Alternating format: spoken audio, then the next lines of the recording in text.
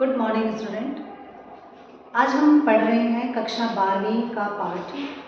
आपकी आरोह पुस्तक है, उसमें कक्षा 12वीं का पाठ है और पाठ का नाम है भक्ति। ठीक है, आपका ये पहला ही चैप्टर है और हम लेके चल रहे हैं रिवीजन पर, क्योंकि रिवीजन हो रहा है तो दोबारा से एक बार सारे पाठ हम एक बार दोबारा पढ़ेंगे। ठीक है, तो इस पाठ में क्या बताया गया है कि जो भक्तिन है उसका नाम, एक तो भक्तिन कैसे पड़ा और दूसरा ये बताया गया है कि महादेवी वर्मा पर भक्तिन का क्या प्रभाव पड़ा उसके जीवन में आने से। ठीक है, ये एक संस्मरण है। क्या है? एक संस्मरण। संस्मरण क्या होता है? स्मृतियों के आधार पर लिखा जाता है, यानी जो हमारी मेमोरीज होती हैं, वो जो हमारी पुरानी यादें हैं, कोई बचपन में बीती हो, कोई अतीत में बीती हो, उनको बनाकर जब हम लिखते हैं तो उसे संस्मरण कहते हैं। और संस्मरण के माध्यम से आपके माइंड में क्या खींच देता है? एक रेखा चित्र बना देता है। किसी व्यक्ति के लिए, किसी पर्टिकुलर व्यक्ति के लिए एक रेखा चित्र बन जाएगा। ऐसा ही रेखा चित्र आपके सामने खींचने की कोशिश की है और जो है भक्तिन। ठीक है, उसका असली नाम तो लक्ष्मी है, लेकिन उसका नाम भक्तिन कैसे पड़ा, कैसे वो महादेवी वर्मा के जीवन में आती है, कैसे अपना प्रभाव छोड़ती है और किस तरह से वो महादेवी वर्मा की एक चहेती सेविका के रूप में रह जाती है, जिसे महादेवी वर्मा कभी छोड़ना नहीं चाहती। इसके साथ साथ इसमें और भी समस्याएं आप पढ़ेंगे। क्या पढ़ेंगे कि ये जो पाठ है ये आपका 4 पार्ट में डिवाइड होगा, यानी 4 भाग होंगे, 4 परिच्छेद होंगे। ठीक है, जो ये परिच्छेद जब आपका पाठ शुरू होगा, उस परिच्छेद में जब आप पढ़ेंगे तो ये इस कहानी का चौथा हिस्सा है, यानी कि बैक से शुरू हो रही है और फिर आपको अतीत में लेके चले जाएंगे उनके, कि उनका अतीत क्या था। ठीक है, ऐसी ही कहानी शुरू होती है और कहानी की शुरुआत में जो आपका पहरा दिया हुआ है वो तब का दिया हुआ है जब भक्तिन का परिचय महादेवी वर्मा से हुआ। जब वो महादेवी वर्मा के पास पहली बार आई थी तो महादेवी वर्मा ने उसको देखकर, कैसा व्यक्तित्व था उसका, कैसी थी वो दिखने में और कैसा उसका व्यवहार था और कैसा उसके साथ संबंध रहा, यहाँ से कहानी शुरू होती है। ये कहानी तो स्टार्टिंग हो गई, लेकिन इसके बीच में कुछ और भी चीज़ें आपको बताएंगे कि हमारा जो समाज है, आपने देखा होगा कि किसी का पति एक्सपायर हो जाए या पति छोड़कर चला जाए तो ऐसा होता है कि समाज उसको हीन नज़रों से देखता है। ऐसी ही भक्तिन है।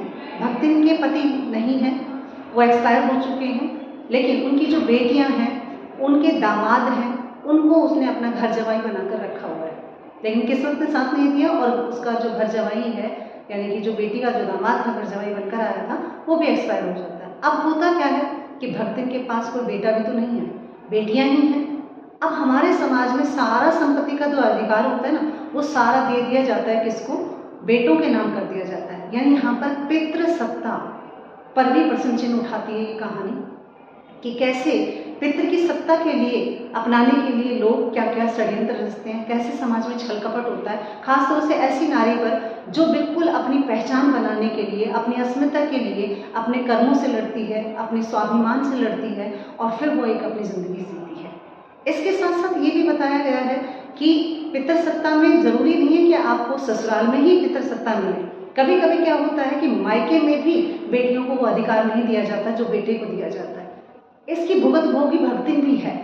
भक्तिन को लगता है कि मतलब ससुराल में तो मुझे अधिकार मिला ही नहीं, क्योंकि मेरे पास पुत्र नहीं था और पुत्र की संपत्ति दौलत मेरे चाचा ताऊओं ने या जेठों ने ले ली। लेकिन पीछे अगर हम अतीत में झांक कर देखें तो भक्तिन का जीवन भी ऐसा ही है।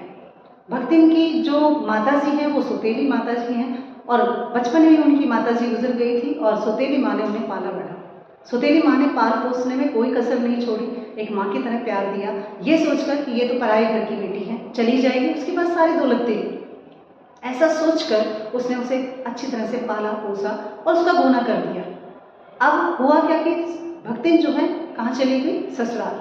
लेकिन पिता की चहेती थी, एकमात्र संतान थी, इकलौती संतान जिसे कहते हैं, जिसमें ना तो कोई और बेटा था और ना कोई और बेटी थी। अब ऐसी संतान के लिए तो सारा अधिकार किसको मिलना चाहिए था? भक्तिन को मिलना चाहिए था। लेकिन यहाँ पर भी उसके साथ छल किया गया। वो जो सौतेली माँ थी उसमें लालच का भाव आया और पिता जब अंतिम समय की सांस, अंतिम अवस्था में पहुंच गए थे और अंतिम सांसें जब गिन रहे थे तो भी उसकी सौतेली माँ ने उनको जाकर नहीं बताया कि तुम्हारे पिताजी बीमार हैं, मिल लो। क्यों? क्योंकि वो चहेती थी, उसे लग रहा था कि पिता से मिलने आएगी तो कहीं ऐसा ना हो कि पिता उसके नाम सब कुछ कर जाए या बेटी अपना अधिकार मांगने लग जाए। तो ऐसे में उसने उस बेटी को नहीं बताया।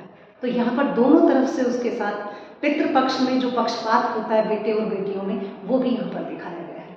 इसके साथ साथ एक और लड़ाई लड़ रही है भक्ति, क्या कि जिनके बेटे नहीं होते, जिनकी बेटियां ही होती हैं, उसमें अधिकार तो मिलता ही नहीं है, लेकिन घर में सम्मान की भावना से भी कोई नहीं देखता।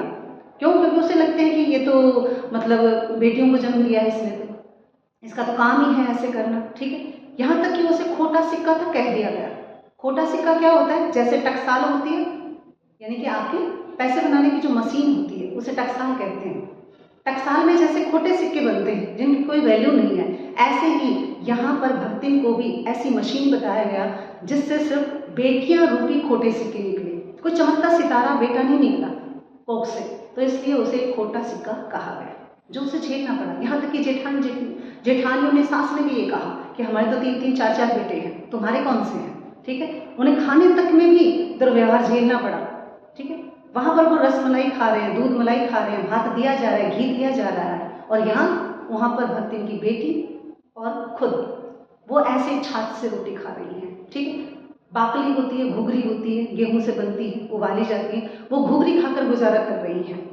ऐसा जीवन जिया जा रहा है। यहाँ तक कि लोगों ने ये भी सोचा कि भक्तिन का तो पति है नहीं, एक्सपायर हो चुका है, तो ऐसे में क्यों ना इसकी संतान का जो भी संपत्ति का अधिकार है वो हम अपने नाम कर लें।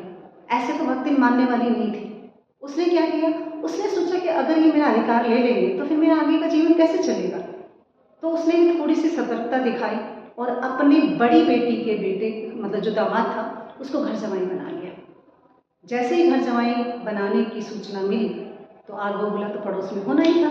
ठीक है, सास ससुर भी नाराज, जेठ जेठानी भी नाराज। ठीक है, क्यों? क्योंकि उनकी संपत्ति का अधिकार उनसे छीन रहा था।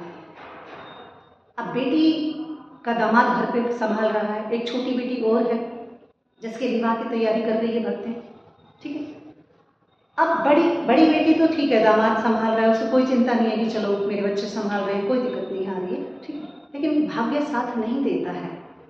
एक तो जहाँ भक्तिन आई थी सबसे छोटी बहू बनकर आई, तो सबसे छोटियों को हमारे परिवार में, हमारे समाज में ऐसा ही देखा जाता है कि छोटी बहू है तो जेठानियाँ सास आराम से चौकी पे बैठ के हुक्म चलाएंगी, और छोटी जो पुत्रवधू होती है या घर की जो छोटी बहू होती है वही बेचारी दिन रात काम में लगी रहती है। सांस लेने तक की फुर्सत नहीं थी भक्तिन को, लेकिन क्या करें, अब ऐसे में काम भी करना पड़ता था और घर जमाई के नाते उसे सुनना भी पड़ता था। किस्मत ने साथ नहीं दिया, भाग्य की रेखाएं कुछ ज़्यादा ही संकुचित थी उसकी, और माथे में जो नाम था लक्ष्मी, वो माथे की लकीरों में कहीं नहीं था, कहीं भाग्य में नहीं था। ऐसे में उसे एक और हादसा झेलना पड़ा, और ऐसे में उसकी जो बड़ी बेटी का जो घर जमाई बनाकर उसने रखा था उसकी मौत हो जाती है। अब तो परिवार में सबके पोबारा खिल गए थे, मौज हो गई थी घर में। क्यों? क्योंकि उन्हें लगना था अब कौन करेगा। अब तक तो दामाद पर अकड़ रही थी, सारी संपत्ति उसे दे रही थी, अब क्या करेगी।